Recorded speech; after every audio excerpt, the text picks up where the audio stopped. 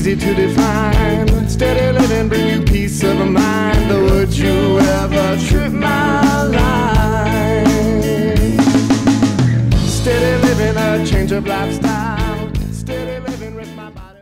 This class today is about cuttings, clonings, root divisions, and this is a fantastic way for you to get plants that you see in other people's yards or out there. Generally, I mean, you obviously want to ask them, but at this time of year, we are in mid-April, and this is the time of year when you do this, when the things are starting to just come out. So you can see that a lot of these things, I got all of these from my yard last night, and so this is where these things are naturally outside right now.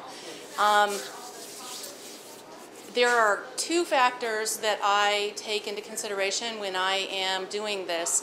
One is, what phase of the moon are we in? The moon makes a big difference on whether you're going to be successful or not. So you want to be somewhere between, you want to be in what's the moon is waxing.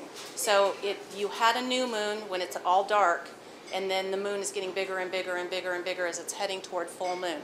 It's during that generally 2-week period that you want to be doing this process. This is when the most energy is available for the plant to root and come to life.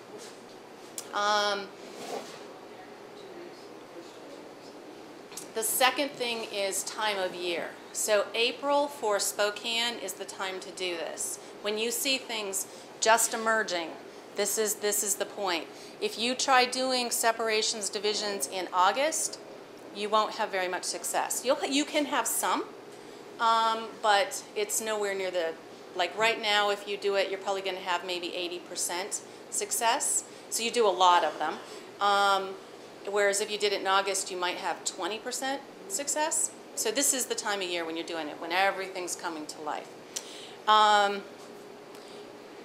So if you can find somebody who's got a plant that you like in this case, these are daisies, Shasta daisies, and you can the daisies the clump of daisies just generally keeps kind of getting bigger every year, and so you just go take a slice off of the clump, leave the clump behind. You really won't notice a difference in the flowering unless you take a lot of it. It's also another way that you can just simply move it around your yard. So you can share it with somebody else, or you can get more and more and more of them over a period of a few years.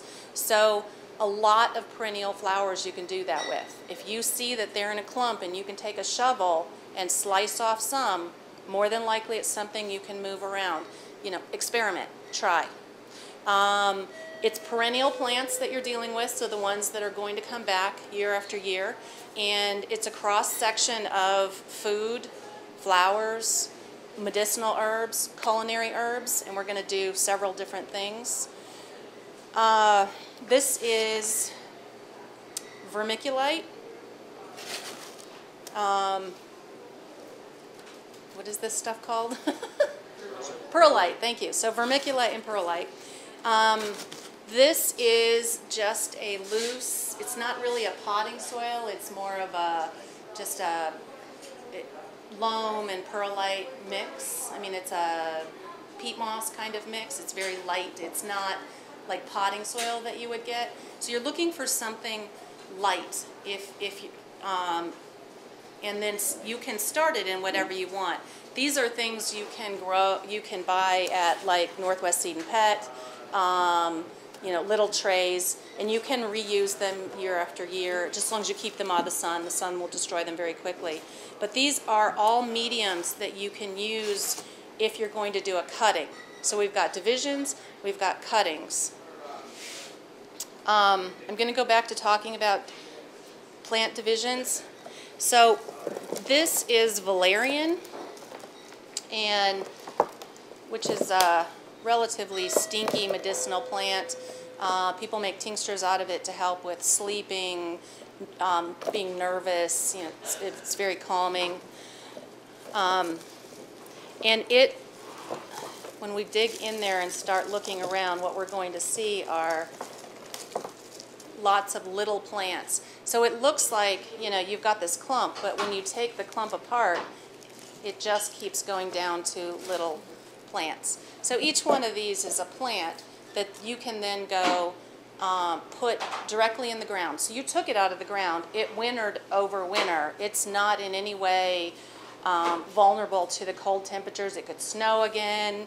You know, it's going to do fine. So you're going to just take it and put it wherever it is that you want, and it's going to make a clump over a couple years, right? So when you start taking plants apart, if you can see that they do this, this is tarragon.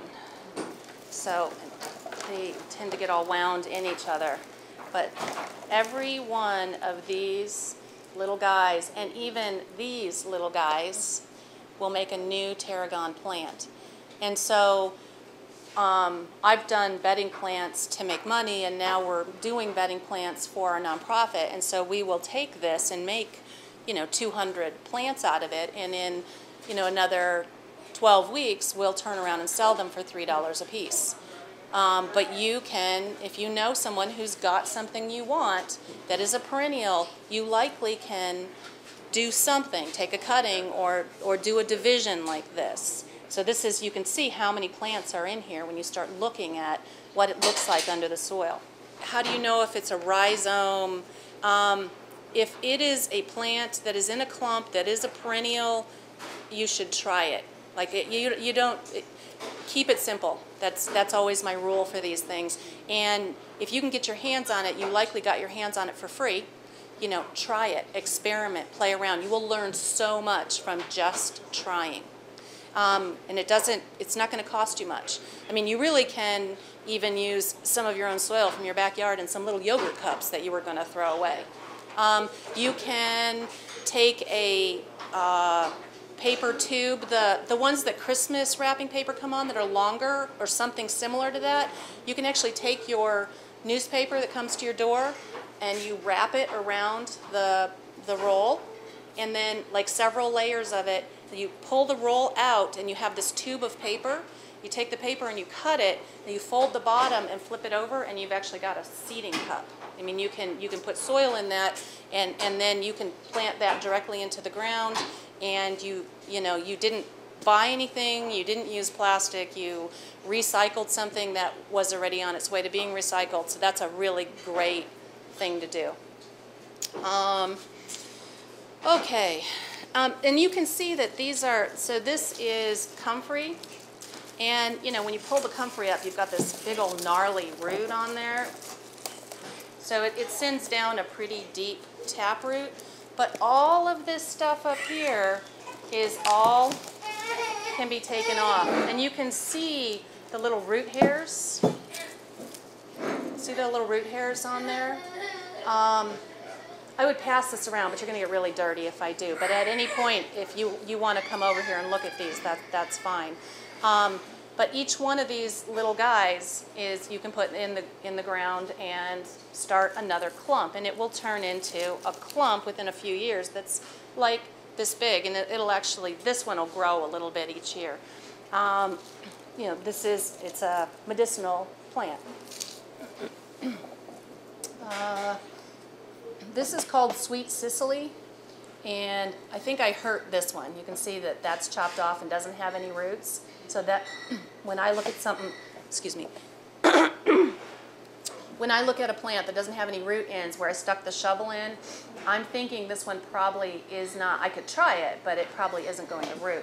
So I'm going to look through my clump a little more and see if I've got anything. Yeah, see this guy? This guy, same plant, you can see it's got some little rooties on there. So this, you can just pop it in the ground, and this one will spread.